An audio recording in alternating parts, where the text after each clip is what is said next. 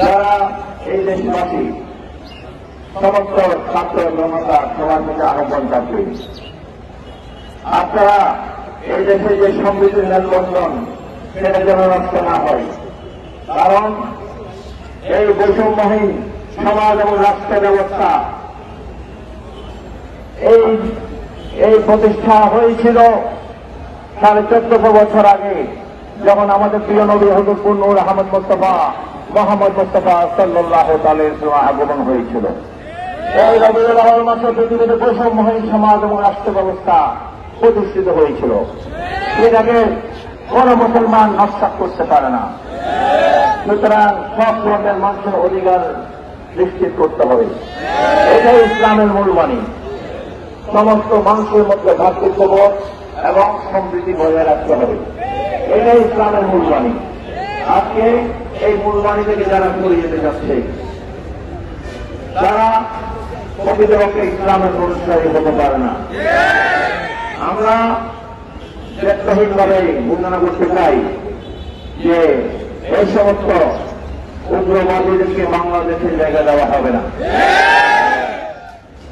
আমরা শান্তিপ্রিয় সুফি মুসলমান, আমরা সুফি তাকে বলে perfect man, perfect Muslim is a perfect সুফি।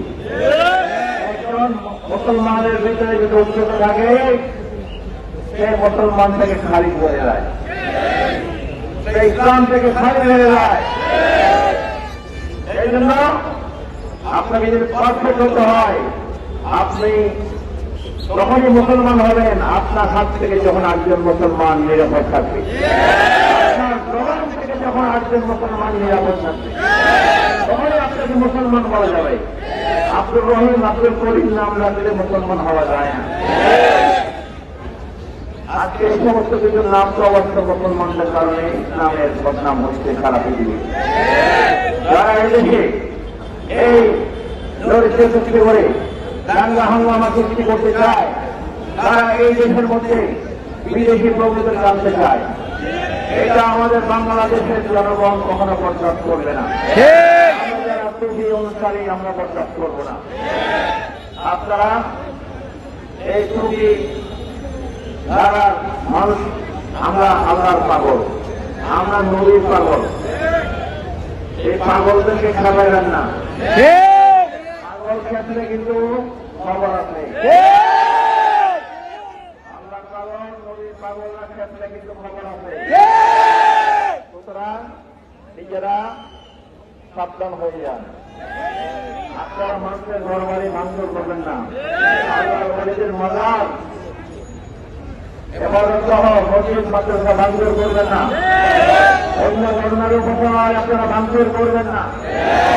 প্রত্যেকেই যার যার ধর্ম পালন করার অধিকার রাখে, এটা এই অধিকার আল্লাহ দিয়েছেন।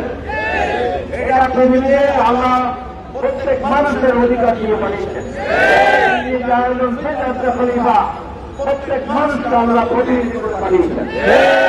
সুতরাং প্রত্যেকের যার যার ধর্ম পালনের অধিকার আল্লাহর পক্ষ থেকে দেওয়া হয়েছে। এই অধিকার কেউ ছিনিয়ে নিতে পারে না।